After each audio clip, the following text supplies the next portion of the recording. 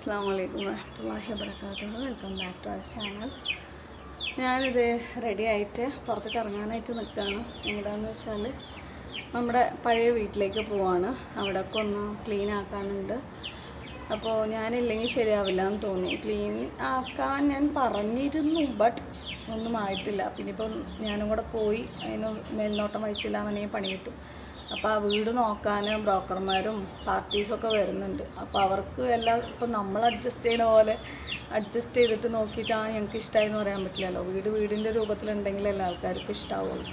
അപ്പം നമ്മൾ എങ്ങനെ നോക്കി നടന്ന വീടാണ്. അപ്പോൾ ആ ഒരു വൈബിലേക്ക് തിരിച്ച് ഇൻഷാ അല്ലാഹ് കൊണ്ടുവരണം. അപ്പോൾ ഞാൻ പോകാണ്. ഓക്കെ, ഇച്ചു ബേബി ഇവിടെ നല്ല കുട്ടിയായിട്ട് ഇരിക്കും കേട്ടോ. ഞാൻ അവിടെ പോയിട്ട് ബാക്കിയുള്ള സംഭവങ്ങളൊക്കെ പറ്റുമെങ്കിൽ കാണിച്ചു തരാവേ. അപ്പോൾ ഇതേ നമ്മൾ നമ്മുടെ വീട്ടിലേക്ക് എത്തിയിട്ടുണ്ട്.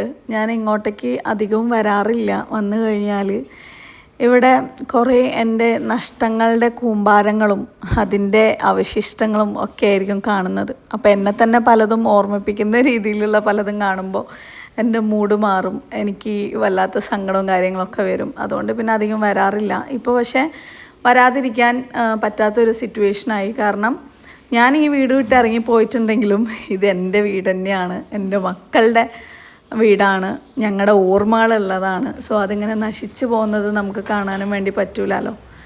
അങ്ങനെ വീട് വൃത്തിയാക്കാനും വേണ്ടിയിട്ട് വന്നിട്ടുള്ളതാണ് കേട്ടോ. ഇപ്പോൾ ഇത് ഫുൾ ആൻഡ് ഫുള്ളി ഒരു ഗോഡൗൺ ആയിട്ടാണ് യൂസ് ചെയ്യുന്നത്. പിന്നെ കുറേ മുമ്പത്തെ കുറേ ഷോപ്പുകൾ ഇട്ടതിൻ്റെയും പൂട്ടീൻ്റെയും കുറേ അവശിഷ്ടങ്ങളും ഒക്കെ സൂക്ഷിച്ച് വെച്ചിട്ടുള്ള കംപ്ലീറ്റ് ആയിട്ടുള്ളൊരു ഗോഡൗൺ ആണ്. അപ്പോൾ പിന്നെ അതെല്ലാം ഒന്ന് മാറ്റി നമ്മുടെ ആ ഒരു പഴയ വീടിൻ്റെ വൈബിലേക്ക് കൊണ്ടുവരാനും വേണ്ടിയിട്ടാണ് കേട്ടോ നമ്മളിപ്പോൾ ഇങ്ങോട്ടേക്ക് വന്നിട്ടുള്ളത്. ഇതായിരുന്നു എൻ്റെ ആദ്യത്തെ എൻ്റെ ഒരു ബെഡ്റൂം എന്ന് പറയുന്നത്. പിന്നെ അതിന് ശേഷം എൻ്റെ കടങ്ങളൊക്കെ വീട്ടിയതിന് ശേഷം കേട്ടോ അങ്ങനെ എടുത്തൊരു ബെഡ്റൂമും കിച്ചണുമാണ് പിന്നീട്. എൻ്റെ കടമല്ല, ഈ വീട്ടിലുണ്ടായിരുന്ന ലോണ് കാര്യങ്ങളൊക്കെ വീട്ടിയതിന് ശേഷം എടുത്തൊരു ബെഡ്റൂമാണ് ഈ ഒരു ബെഡ്റൂം. ഈ ബെഡ്റൂമിൽ നിന്ന് കുട്ടികളുടെ ബെഡ്റൂമിലേക്ക് ഒരു ആക്സസ് ഇങ്ങനെ കൊടുത്തിട്ടുണ്ട്. മക്കളെപ്പോഴും എൻ്റെ ചുറ്റുപാടിൽ തന്നെ ഉണ്ടാവണം എന്ന് ആഗ്രഹിച്ചിട്ട് അങ്ങനെ ചെയ്തതാണ് കേട്ടോ. പിന്നെ ഇനിയിപ്പോൾ മുകളിൽ കയറി നോക്കാം. മുകളിൽ കുറേ ഓർമ്മകളുടെ ഭണ്ഡാരങ്ങളൊക്കെ അവിടെ ഉണ്ട് കേട്ടോ. പിന്നെ കുറേ നമ്മുടെ ചാരിറ്റി റിലേറ്റഡ് ഐറ്റംസും ഉണ്ട്. അപ്പോൾ ഈ വീഡിയോ കാണുന്ന ആർക്കെങ്കിലും അർഹതപ്പെട്ട ആൾക്കാരുണ്ടെന്നുണ്ടെങ്കിൽ വീൽ ചെയർ വേണമെന്നുണ്ടെങ്കിൽ അവരൊന്ന് കോണ്ടാക്റ്റ് ചെയ്യുക. അത് നമ്മുടെ നോർമൽ ഓൺലൈൻ നമ്പറിലേക്കല്ല, ചാരിറ്റി റിലേറ്റഡ് ചോദിക്കാനുള്ള നമ്പർ വേറെയും ഓൺലൈൻ പ്രൊഡക്ട്സിൻ്റെ വേറെയും തന്നെ നമ്പറാണ് കേട്ടോ ഉള്ളത്. ഇത് വന്നിട്ട് പുറത്ത് കുറച്ച് സാധനങ്ങൾ ഒക്കെ ഇട്ടിട്ടുള്ളതാണ്. അതായത് അപ്സ്റ്റെയറിൽ ഓപ്പൺ ടെറസിൽ ഇട്ട കുറേ സാധനങ്ങളൊക്കെ കാണിച്ചു തരാം കേട്ടോ. ഇത് ഇപ്പോഴൊന്നും ഇട്ടതല്ല, കുറേ മുമ്പ് ഞാൻ ഈ വീട്ടിൽ താമസിക്കുന്ന സമയത്ത് തന്നെ ഓരോ ഷോപ്പുകൾ ഇങ്ങനെ ഇട്ട് പൂട്ടുന്ന സമയത്ത് വരുന്ന ബാലൻസാണ് ഈ ഒരു ഷവർമ ഉണ്ടാക്കുന്ന ആ ഒരു സാധനമൊക്കെ. അപ്പോൾ ആ സമയത്ത് അങ്ങനത്തെ ഒരു ക്രേസായിരുന്നു. ഓരോ സമയത്ത് ഓരോരോ പുതിയ പുതിയ ക്രേസുകളായിരിക്കും ഓരോ ഷോപ്പുകൾ ഇടാനൊക്കെ. പിന്നെ അതിൻ്റെ ക്രേസ് അങ്ങോട്ട് തീരുന്ന സമയത്ത് അതങ്ങോട്ട് ക്ലോസ് ചെയ്യുമ്പോൾ ഈ സാധനങ്ങളൊക്കെ ഇവിടെ ഇങ്ങനെ ബാലൻസ് ആയിട്ട് ഇങ്ങനെ കൊണ്ടുവന്ന് ഇടുമായിരുന്നു കേട്ടോ.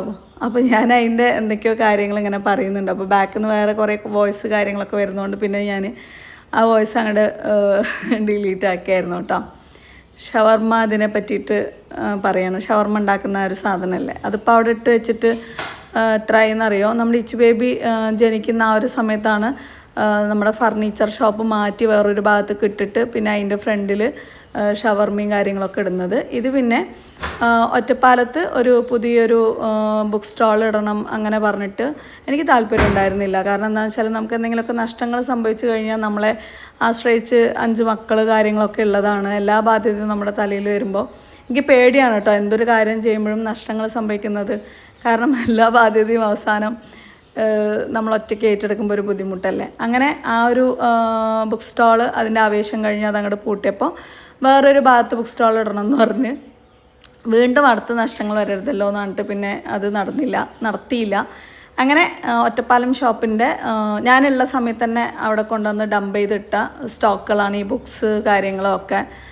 ഒറ്റപ്പാലം ഷോപ്പ് ബുക്ക് സ്റ്റാൾ പൂട്ടിയപ്പോൾ പിന്നെ ഇതൊക്കെ വന്നിട്ട് നമ്മുടെ കുറച്ച് ചാരിറ്റി റിലേറ്റഡ് ആയിട്ടുള്ള കുറച്ച് ഐറ്റംസ് അങ്ങനെ കുറേ വീട്ടിൻ്റെ തന്നെ കുറേ പ്രൊഡക്ട്സ് കാര്യങ്ങളും ഒക്കെ ഇങ്ങനെ ഉള്ളതാണ്. പിന്നെ ഇപ്പുറത്തെ ഒരു റൂമിൽ ഊഞ്ഞാൽ കാര്യങ്ങൾ ഒക്കെ. ഞാൻ ഫസ്റ്റ് ഇവിടുന്ന് പോകുന്ന സമയത്ത് എൻ്റെ ഒരു ലോഡ് ഊഞ്ഞാൽ ഒരു ഹാഫോളം ഉണ്ടായിരുന്നു കേട്ടോ. പിന്നെ അതൊന്നും എടുക്കാതെയാണ് ഞാൻ ഓടിയിട്ടുണ്ടായിരുന്നത്. അപ്പോൾ ഈ റൂമിൽ അങ്ങനെ കുറച്ച് ഊഞ്ഞാലും അതിൻ്റെ കുഷ്യൻസും കാര്യങ്ങളൊക്കെ ഉണ്ട്. പെട്ടെന്ന് എന്തൊക്കെയോ ആലോചിച്ചപ്പോൾ എനിക്ക് ആകെ സെഡ് മീൻസ് സാഡ്, ആകെ സങ്കടവും കാര്യങ്ങളൊക്കെ വന്നു. പിന്നെ ഇതൊക്കെ എൻ്റെ കുട്ടികളുടെ കുറച്ച് ഐറ്റംസാണ്. എനിക്ക് മോസ്റ്റ് മെമ്മറബിൾ ആയിട്ടുള്ള എനിക്ക് ഇഷ്ടപ്പെട്ട കുറച്ച് പ്രോഡക്റ്റ്സ് ആണ് എൻ്റെ മക്കൾക്ക് വേണ്ടിയിട്ട് ഞാൻ വാങ്ങിച്ചത്. അതാരും ചോദിക്കേണ്ട, ഞാൻ തരൂല. അതെൻ്റെ ഓർമ്മയ്ക്ക് എപ്പോഴും അങ്ങനെ ഉണ്ടാവും ഇൻഷാ അല്ലാ. പിന്നെ ഞാൻ ഓരോ സാധനങ്ങളായിട്ട് ഇങ്ങനെ മാറ്റാൻ തുടങ്ങി. അപ്പോഴാണ് നമ്മുടെ അത്തയും അമ്മയും ഞാനുമായിട്ടുള്ളൊരു ഫോട്ടോ എനിക്ക് കിട്ടിയിട്ടുണ്ടായിരുന്നു. അത്തൻ്റെ കാര്യത്തിൽ അവസാന സമയത്തിൽ ഒരുപാട് കാര്യങ്ങൾ എന്നോടിങ്ങനെ പറഞ്ഞിട്ടുണ്ടായിരുന്നു കേട്ടോ. 5 മക്കളുടെ മുതലാണ്, നശിപ്പിക്കരുത്, എല്ലാം സൂക്ഷിച്ച് കൈകാര്യം ചെയ്യണം, എപ്പോഴും ഇങ്ങനെ ഓടി നടക്കാനൊന്നും പറ്റൂലല്ലോ, അത്താക്ക് വേണ്ടി പ്രാർത്ഥിക്കുക, അത്തൊരു 5 വർഷം കൂടെ ആയുസ്സോടെ ഉണ്ട് എന്നുണ്ടെങ്കിൽ നിനക്ക് വേണ്ട കാര്യങ്ങളൊക്കെ, എൻ്റെ മക്കൾക്ക് വേണ്ട കാര്യങ്ങളൊക്കെ ചെയ്തു തരാം. ഇങ്ങനെ കുറേ കോൺവെർസേഷൻ ആ ഒരു സമയത്ത് ഞങ്ങൾ തമ്മിൽ ഉണ്ടായിട്ടുണ്ടായിരുന്നു. അതുകൊണ്ടോ എന്തോന്നറിയില്ല, അത്ത പോയ സമയത്ത് എനിക്ക് ശരിക്കും ഞാൻ ഈ മരുഭൂമിയിൽ ഒറ്റപ്പെട്ട ഒരവസ്ഥ എന്നൊക്കെ പറയില്ല, സെയിം ഫീലായിരുന്നു എനിക്കുണ്ടായിരുന്നത്. വല്ലാത്തൊരു ശൂന്യതയായിരുന്നു ആൾ പോയ സമയത്ത്. ആളെന്നോട് പറഞ്ഞു, നീ എനിക്ക് വേണ്ടിയിട്ട് ഒന്ന് ദുആ ചെയ്യും, നീ ദുആ ചെയ്ത പഠിച്ചോൻ കേൾക്കും, എനിക്ക് ആയുസ് നീട്ടിത്തരും എന്നൊക്കെ പറഞ്ഞിട്ട്. അപ്പം ഞാൻ പറഞ്ഞു, നിങ്ങളിങ്ങനെ സിസ്റ്ററും വലിച്ചിട്ട് നടന്ന അങ്ങനെയുള്ളവർക്ക് വേണ്ടിയിട്ടൊന്നും ഞാൻ ദുആ ചെയ്യൂല എന്നൊക്കെ പറഞ്ഞിട്ട് ഇങ്ങനെ തമാശ പോലെയൊക്കെ പറഞ്ഞിട്ടുണ്ടായിരുന്നു. പക്ഷെ എന്തോ ആ ഒരു 2 മാസത്തിൻ്റെ ഉള്ളിൽ കുറേ കാര്യങ്ങൾ എന്നിൽ പറഞ്ഞു, കുറേ കാര്യങ്ങളൊക്കെ ഇങ്ങനെ ആയി. ആ സമയത്ത് എനിക്ക് ഒട്ടും ഇപ്പോൾ ഉള്ളതിൻ്റെ ധൈര്യം ഒന്നും ഉണ്ടായിരുന്നില്ല. ആളെൻ്റെ കൂടെ നിൽക്കാം, നിനക്ക് വേണ്ടതൊക്കെ ഞാൻ ചെയ്തു തരാം, ഞാൻ പറയുന്ന പോലെ കേൾക്ക് എന്ന് പറഞ്ഞപ്പോഴൊന്നും ഒരു ധൈര്യം എനിക്കുണ്ടായിരുന്നില്ല. പിന്നെ ആൾ പോയതിന് ശേഷമാണ് ഇപ്പോൾ ഈ കാണുന്ന ധൈര്യമൊക്കെ വന്നത്. അങ്ങനെ പിന്നെ ആ ഒരു വീൽ ചെയറൊക്കെ നമുക്ക് ആർക്കെങ്കിലും കൊടുക്കാനും വേണ്ടിയിട്ടുള്ളതാണ് കേട്ടോ. അർഹതപ്പെട്ട ആൾക്കാരുണ്ടെന്നുണ്ടെങ്കിൽ കോണ്ടാക്ട് ചെയ്താൽ നമ്മൾ അവർക്കത് സാധനം എത്തിച്ചു കൊടുക്കാം. പിന്നെ ഞാൻ കിച്ചണിലേക്ക് എത്തിയിട്ടുണ്ട്.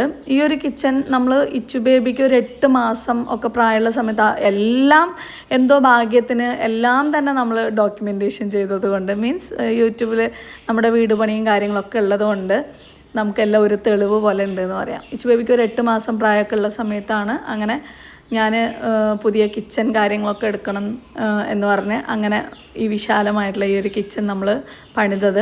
ശരിക്കും പറഞ്ഞാൽ എനിക്ക് ടോട്ടൽ ആ സമയത്ത് 25 lakhs-ഓളം ബെഡ്റൂം, സിറ്റ് ഔട്ട്, കിച്ചൺ സെറ്റാക്കാനും വേണ്ടിയിട്ട് ആയിട്ടുണ്ടായിരുന്നു. പിന്നെ അപ്പോഴാണ് നമ്മൾ പെയിൻറ്റിങ് കാര്യങ്ങൾ അങ്ങനെയൊക്കെ ചെയ്തിട്ടുണ്ടായിരുന്നത്. അത്യാവശ്യം ഇൻറ്റീരിയറൊക്കെ നല്ല കോസ്റ്റ്ലി ആയിട്ട് തന്നെയാണ് കേട്ടോ നമ്മൾ ചെയ്തത്. പിന്നെ ഡ്രൈ കിച്ചണും ആ സമയത്താണ് നമ്മൾ സെറ്റ് ചെയ്തത്. അത്യാവശ്യം നന്നായിട്ട് ആ സമയത്ത് നമ്മൾ ഫണ്ട് ഇറക്കി തന്നെ ചെയ്തൊരു സംഭവമായിരുന്നു കേട്ടോ. കാരണം നമ്മളൊരു സാധാരണ വീട് പോലെ ചെയ്യുകയാണെന്നുണ്ടെങ്കിൽ നമുക്ക് അത്ര വലിയ ചിലവൊന്നും വരില്ല. പക്ഷേ എനിക്ക് ഞാൻ തിരിയുന്ന എല്ലാ ഭാഗവും നല്ല സുന്ദരിയായിട്ട് നല്ല ഭംഗിയായിട്ടുണ്ടാവണം. ഒരു വീഡിയോൻ്റെ കണ്ണിലൂടെയായിരുന്നു ഞാൻ ഓരോന്നും കണ്ടിട്ടുണ്ടായിരുന്നത്. അപ്പോൾ ഓരോ മുക്കും മൂലയിലും എന്നെക്കൊണ്ട് പറ്റുന്ന രീതിയിൽ എങ്ങനെയൊക്കെ ചെയ്യാമെന്നൊക്കെ നോക്കി നമ്മളങ്ങനെ ചെയ്തിരുന്നതാണ് കേട്ടോ. പിന്നെ മക്കളൊക്കെ വലുതാവുന്ന സമയത്ത് നമുക്ക് കുറച്ച് വലിയ വീട് കാര്യങ്ങളൊക്കെ എടുക്കാം. അതുവരെ ഇതിങ്ങനെ പോട്ടെ എന്ന് വിചാരിച്ചു. ഇത് ടോട്ടൽ വന്നിട്ട് 3000 സ്ക്വയർ ഫീറ്റോളം ഉണ്ട്. പക്ഷേ താഴെ മാത്രമാണ് ഞാൻ യൂസ് ചെയ്യുന്നത്. ഞാൻ മുകളിലേക്ക് അങ്ങനെ കുട്ടികളെ ഒറ്റയ്ക്ക് വീടില്ല, ഞാനും പോവില്ല. എന്നാൽ വെച്ചാൽ എനിക്ക് എന്തോ ഒരു വേറെ വീട്ടിൽ താമസിക്കുന്ന ഒരു ഫീല് തോന്നും, മക്കൾ അങ്ങനെ ഒറ്റയ്ക്ക് ഇവിടെ ഉണ്ടാകുന്ന പറഞ്ഞിട്ട്. അപ്പോൾ ഞങ്ങളെല്ലാവരും താഴെ തന്നെയാണ് കേട്ടോ മോസ്റ്റായിട്ടും യൂസ് ചെയ്തിട്ടുണ്ടായിരുന്നത്. അപ്പോൾ ഇങ്ങനെ തോന്നി കുറച്ച് മക്കളൊക്കെ വലുതാവുമ്പോൾ ഇൻഷാ അല്ലാ താഴെ മാത്രമായിട്ടൊക്കെ ഒരു വീടൊക്കെ എടുക്കണം. പിന്നെ അതിന് വേണ്ടിയിട്ടുള്ള ഇതൊക്കെയായിരുന്നു പിന്നീട് അങ്ങോട്ട്. പിന്നെ മക്കളുടെ പഠനം കാര്യങ്ങളും, റനക്കുട്ടി ഒന്ന് +2 കഴിഞ്ഞ് കഴിഞ്ഞാൽ അവൾക്ക് നല്ല എഡ്യൂക്കേഷൻ കൊടുക്കാൻ അത്യാവശ്യം പൈസ കാര്യങ്ങളൊക്കെ വേണം.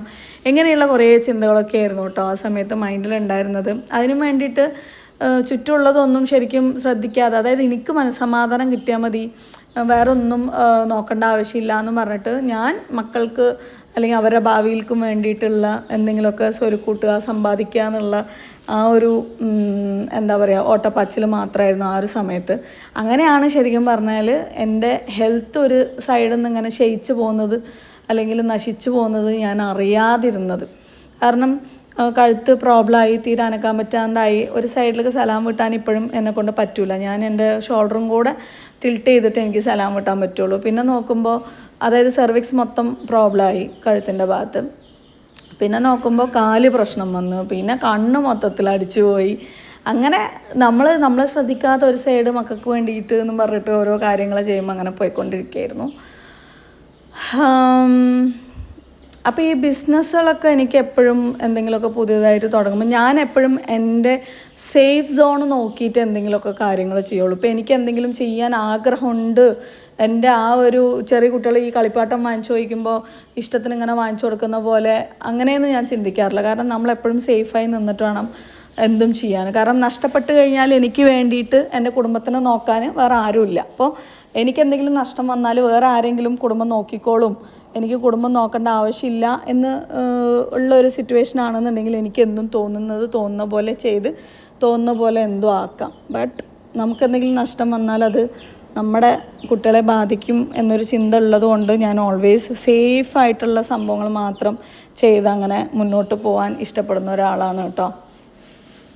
ഒന്ന് വീണ് കഴിഞ്ഞാൽ നമ്മളെ കൈ പിടിച്ച് ഉയർത്താനൊന്നും ആളില്ലെങ്കിൽ നമുക്ക് ആ ഒരു പേടിയൊക്കെ ഉണ്ടാവും. ബാധ്യത, റെസ്പോൺസിബിലിറ്റീസ് ഉള്ളവർക്ക്, ഇല്ലാത്തവർക്ക് പിന്നെ അതൊന്നും വിഷയമല്ല. നമ്മുടെ ആഗ്രഹങ്ങൾ സാധിക്കാമെന്ന് മാത്രം ആയിട്ട് അങ്ങനെ മുന്നോട്ട് പോവാം. പക്ഷേ പൊതുവെ ഉമ്മമാർക്ക് എന്ന് പറയുമ്പോൾ എപ്പോഴും ഭാവിയെക്കുറിച്ച്, മക്കളുടെ പഠനത്തിനെക്കുറിച്ച്, അവരുടെ ബാക്കിയുള്ള ജീവിതത്തിനെക്കുറിച്ചൊക്കെ നല്ല ചിന്തയും കാര്യങ്ങളൊക്കെ ഉണ്ടാകുമ്പോൾ അങ്ങനെയുള്ളവർക്ക് പൊതുവെ ടെൻഷനും കാര്യങ്ങളൊക്കെ ഉണ്ടാവും. ഞാൻ പിന്നെ അങ്ങനെ ഒരു ടെൻഷനൊക്കെ വെച്ച് നടക്കുന്ന ഒരാളാണ്. പക്ഷേ ഇപ്പോൾ ഈ ഒരു സിറ്റുവേഷനിൽ ഇതൊക്കെ എന്തിനാപ്പോൾ പറയണമെന്ന് വെച്ചാൽ, വീട് എന്തിനാണ് ക്ലീൻ ആക്കുന്നതെന്ന് വെച്ചാൽ ഞാൻ പറഞ്ഞല്ലോ, ഈ വീട് നമ്മൾ സെയിൽ ചെയ്യാണ്. വെറുതെ ആദ്യം ഞാൻ ഈ വീട് ആർക്കും വിട്ടു കൊടുക്കൂല, മീൻസ് വിൽക്കാനൊന്നും നിൽക്കുന്നില്ല, അതവിടെ കിടക്കട്ടെ, കുറച്ച് ഞാൻ ബുദ്ധിമുട്ടിയാലും എന്ന് ഞാൻ വിചാരിച്ചു. പിന്നെ നോക്കുന്ന സമയത്ത് വീട് മൊത്തത്തിൽ നമ്മൾ കുറച്ച് ദിവസം താമസിച്ചില്ല എന്നുണ്ടെങ്കിൽ നാശമായി പോവും. തലേ ദിവസം വരെയും നമ്മൾ താമസിക്കുമ്പോൾ ഒരു കുഴപ്പമില്ലാത്ത വീട് കുറച്ച് ദിവസം ആകുമ്പോഴേക്കും ക്ലീനിങ് കാര്യങ്ങളൊന്നും നടന്നില്ല എന്നുണ്ടെങ്കിൽ അങ്ങോട്ട് കേടുവന്ന് പോവാണ്. അത് കണ്ടപ്പോൾ എനിക്ക് ഭയങ്കര സങ്കടമായി. അതേസമയം ആർക്കെങ്കിലും ഉപകാരപ്പെടുന്ന രീതിയിൽ നമ്മൾ സെയിൽ ചെയ്താലും നല്ലതല്ലേ. പിന്നെ എൻ്റെ ഈ വീടിൻ്റെ ഒരു പ്രത്യേകത എന്താണെന്നറിയോ, നല്ല ബർക്കത്തുള്ള വീടാണ് കേട്ടോ. എൻ്റെ മേജർ എല്ലാ പ്രോബ്ലംസും ഞാൻ ഈ വീട്ടിൽ നിന്നാണ് ചെയ്തിട്ടുള്ളത്, എല്ലാം സോൾവ് ചെയ്തിട്ടുള്ളത്. അതായത് ഫിനാൻഷ്യലി ആയിട്ടുള്ള എല്ലാ ബാധ്യതകളും തീർത്ത് നല്ലോണം പൈസ ഉണ്ടാക്കിയിട്ടുണ്ട് കേട്ടോ ഈ ഒരു വീട്ടിൽ നിന്ന്. അപ്പോൾ അതിങ്ങനെ നശിച്ചു പോകുന്നതിനേക്കാളും നല്ലത് നല്ല ആർക്കെങ്കിലും നല്ലൊരു ഫാമിലിക്ക് കൊടുക്കുകയാണെന്നുണ്ടെങ്കിൽ അവർ നല്ല രീതിയിൽ അതിനെ കൊണ്ട് നടക്കുമല്ലോ എന്നും കൂടെ തോന്നി. പിന്നെ എൻ്റെ മുന്നിൽ കുറച്ച് പ്രോബ്ലംസൊക്കെ ഉണ്ട്. അപ്പോൾ പ്രോബ്ലംസ് എന്ന് പറയുമ്പോൾ കടമുണ്ടാക്കി വെച്ച് ഞാൻ ദൂർത്തടിച്ച് എൻ്റെ ഇഷ്ടത്തിന് എന്തെങ്കിലുമൊക്കെ ചെയ്തുണ്ടാക്കിയ പ്രോബ്ലംസ് ഒന്നുമല്ല കേട്ടോ. മക്കളുടെ ഭാവി സേഫാക്കാനും വേണ്ടിയിട്ട് ബാധ്യതകൾ ഏറ്റെടുത്തതാണ്. അപ്പോൾ അതൊന്ന് തീർക്കണം എന്ന് വിചാരിച്ചിട്ടാണ് ശരിക്കും പറഞ്ഞാൽ ഈ ഒരു വീട് നമ്മൾ സെയിൽ ചെയ്യാനായിട്ട് ഉദ്ദേശിക്കുന്നത്. ഈ വീട് 2 ആളുടെ പേരിലാണ് ഉള്ളത്. പക്ഷേ കംപ്ലീറ്റായിട്ട് അത്തം മരിക്കുന്നതിന് തൊട്ട് മുമ്പ് എൻ്റെ പേരിലേക്ക് മാറ്റേണ്ടതായിരുന്നു ആ സമയത്ത്. പക്ഷേ എൻ്റെ കയ്യിൽ മാറ്റാനുള്ള പൈസ ഉണ്ടായിരുന്നില്ല. അപ്പോൾ പിന്നെ ഞാൻ അങ്ങനെ വിട്ട് വെച്ചിരിക്കുകയായിരുന്നു കേട്ടോ. പിന്നെ റണക്കുട്ടിക്കൊന്നും താല്പര്യം ഉണ്ടായിരുന്നില്ല, എന്തിനാണ് ആ വീട് സെയിൽ ചെയ്യുന്നത് എന്നൊക്കെ ചോദിച്ചു. ആദ്യമൊക്കെ ഞാൻ കൂളായിട്ട് മറുപടി പറഞ്ഞു. പിന്നെ എനിക്ക് ദേഷ്യം വരാൻ തുടങ്ങി. ഞാൻ പറഞ്ഞു, നിങ്ങൾക്കൊക്കെ വേണ്ടിയിട്ട് ഞാൻ എന്തിനാ ഇത്രയും വലിയ റിസ്ക് എടുക്കണം? ശരിക്കും ഇതൊന്നും എൻ്റെ റിസ്ക് അല്ലല്ലോ, എൻ്റെ ബാധ്യതയല്ലല്ലോ. അപ്പോൾ പിന്നെ ഉള്ളത് എങ്ങനെയെങ്കിലുമൊക്കെ വീട്ടിയിട്ട് ഇരിക്കാനുള്ള ഒരു വീടൊക്കെ മതി. ഇപ്പോൾ നിങ്ങൾക്കൊക്കെ വേണ്ടി ഓടി നടന്നിട്ട് എനിക്ക് എന്താ ഇപ്പോൾ ഗുണം? എൻ്റെ ആരോഗ്യം നശിച്ചു പോകണമെന്ന് മാത്രമേ ഉള്ളൂ. പിന്നെ നമ്മൾ ഉമ്മമാരില്ലാതായി കഴിഞ്ഞ് മക്കളുടെ കാര്യം എന്ന് പറഞ്ഞു കഴിഞ്ഞാൽ ഭയങ്കര ദയനീയമായിട്ടുള്ള ഒരു അവസ്ഥയായിരിക്കും. അവരെ ഏറ്റെടുക്കാനൊന്നും ഒരു മനുഷ്യന്മാർ ഈ ഭൂമിയിൽ ഉണ്ടാവില്ല. നമ്മൾ നോക്കുന്ന പോലെ കെയർ ചെയ്ത് അവരെ നോക്കാനും ആരും ഉണ്ടാവില്ല. അപ്പോൾ പിന്നെ എനിക്ക് തോന്നി അവർക്ക് ഈ സ്വത്ത് ചേർത്ത് വെച്ച് ഞാനില്ലാതാവുന്നതിനേക്കാളും എന്തുകൊണ്ടും നല്ലത് ഉള്ളത് കൊണ്ട് സമാധാനത്തോടെ ഹാപ്പി ആയിട്ട് അവരുടെ കൂടെ അവർക്ക് ഒരു സേഫസ്റ്റ് പ്ലേസ് ഉണ്ടാക്കി അവരുടെ കൂടെ നമ്മൾ ജീവിക്കുന്നതാണ് എന്നുള്ളത്. അങ്ങനെയാണ് വീട് വിൽക്കാനുള്ള ആ ഒരു ഡിസിഷനിലേക്ക് എത്തുന്നത്. അപ്പോൾ ഇതേ അത്യാവശ്യം മേലത്തെ ഹോളൊക്കെ ഒന്ന് ക്ലീനാക്കി, അതിന് ശേഷം ഇതേ താഴത്തെ ഹോളും ക്ലീനായിട്ടുണ്ട്. ഫുള്ളായിട്ടല്ല എങ്കിലും ഒന്ന് എല്ലാം ഒന്ന് സാധനങ്ങളൊക്കെ ഒന്ന് മാറ്റി, ഇനിയും കുറച്ച് സാധനങ്ങളൊക്കെ ഒന്ന് മാറ്റാനൊക്കെ ഉണ്ട്. റൂമിലത്തെ ഊഞ്ഞാലും കാര്യങ്ങളും എല്ലാം ഒന്ന് മാറ്റിയിട്ടുണ്ട്. ഇത് നമ്മുടെ റനക്കുട്ടിയുടെ റൂമായിരുന്നു, ഫസ്റ്റ് എൻ്റെ റൂമായിരുന്നു കേട്ടോ. പിന്നെ സ്റ്റെപ്പൊക്കെ ഒന്ന് ക്ലീൻ ചെയ്തു. പിന്നെ ഇത് നമ്മുടെ എൻ്റെ റൂമിലേക്ക്, അതായത് കുട്ടികളുടെ റൂമിൽ നിന്ന് എൻ്റെ റൂമിലേക്ക് പോകുന്ന ഒരു വഴിയാണ്. കുട്ടികളുടെ റൂമൊക്കെ ഇങ്ങനെ പെയിൻറ്റിങ് ഒക്കെ ചെയ്ത് നല്ല അടിപൊളിയാക്കിയിട്ട് വെച്ചതായിരുന്നു കേട്ടോ. പിന്നെ ഇത് നമ്മുടെ ഡ്രൈ കിച്ചൺ ആ ഒരു ഏരിയ ആണ്. ഇനി ഇവിടെ ജസ്റ്റ് ഒന്ന് പെയിൻറ്റിങ് കാര്യങ്ങളൊക്കെ ഒന്ന് ചെയ്തൊന്നും കൂടെ ഭംഗിയാക്കണം എന്നൊക്കെ ആഗ്രഹമുണ്ട്. പിന്നെ ഇതാണ് നമ്മുടെ കിച്ചൻ്റെ ഫൈനൽ ലുക്ക് വരുന്നത്. ഇത് കഴിഞ്ഞ് ഒന്നും കൂടെ പോയിട്ട് ഒന്ന് നല്ലോണം വൃത്തിയാക്കി തുടയ്ക്കണം എന്നൊക്കെ ഉണ്ട് കേട്ടോ. അപ്പോൾ ഈ ഒരു വീട് പാലക്കാട് KSRTCൻ്റെ പുറകിലായിട്ടാണ് വരുന്നത്. അവിടെ സെൻറ്റിനൊക്കെ അത്യാവശ്യം നല്ല വിലയുള്ള ഏരിയ ആണ്. സെൻറ്റിന് 15 ലക്ഷം രൂപയോളൊക്കെയാണ് ഇപ്പോൾ അവിടെ സെൻറ്റിന് പറയുന്നത് കേട്ടോ. സ്ഥലമൊന്നും കിട്ടാനില്ല. അപ്പോൾ അത്യാവശ്യം നല്ലൊരു പ്രൈസിന് തന്നെ നമുക്ക് നമ്മുടെ വീട് സെയിൽ ചെയ്യാൻ പറ്റും എന്ന് ഉദ്ദേശിക്കുന്നുണ്ട്. പിന്നെ അത്യാവശ്യം നല്ല രീതിക്ക് ഇൻറ്റീരിയറും കാര്യങ്ങളൊക്കെ നമ്മൾ ചെയ്തതാണ് ഈ വീട്ടിൽ. അപ്പോൾ ഇതിൻ്റെ പ്രൈസ് കൊടുക്കാൻ ഞാൻ ഉദ്ദേശിക്കുന്നത്, ഞാൻ ഇതിൽ നമ്പർ കൊടുക്കുന്നുണ്ട്. നിങ്ങൾക്ക് ആർക്കെങ്കിലും അറിയുന്നവർക്ക് ഇതുപോലെ പാലക്കാട് നല്ല വീടൊക്കെ അന്വേഷിക്കുന്നുണ്ടെന്നുണ്ടെങ്കിൽ കോൺടാക്റ്റ് ചെയ്യാം കേട്ടോ. ആക്ച്വലി ഇതിൻ്റെ ഒരു പ്രൈസ് ഇതിൽ പറയാൻ പാടുണ്ടോ ഇല്ലേ എന്നൊന്നും എനിക്കറിയില്ല. നമ്മൾ ഉദ്ദേശിക്കുന്ന ഒരു പ്രൈസ് എന്ന് പറയുന്ന സമയത്ത് 1.90 CR ഉദ്ദേശിക്കുന്നത്. ചെറുതായിട്ടുള്ള രീതിയിൽ നെഗോഷിയേഷനൊക്കെ ഉണ്ടാവും. ഒരുപാട് അങ്ങനെ കുറവാക്കിയിട്ട് കൊടുക്കൂല എന്നാലും. അപ്പോൾ ശരി, മറ്റൊരു വീഡിയോയിൽ കാണാം. ഇൻഷാല്ലാ. Bye bye, take care. അസ്സലാമു അലൈക്കും.